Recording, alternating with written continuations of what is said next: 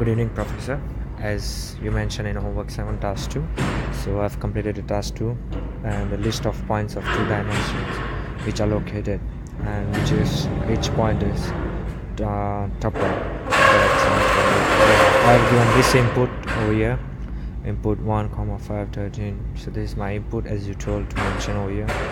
I've used the minimum over here and calculate the result. So use the if function. So let's run this program and see what we get.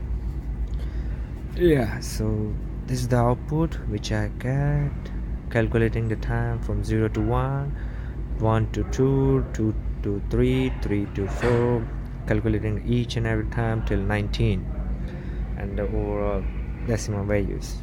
So yeah, this is the output. Thank you, Professor.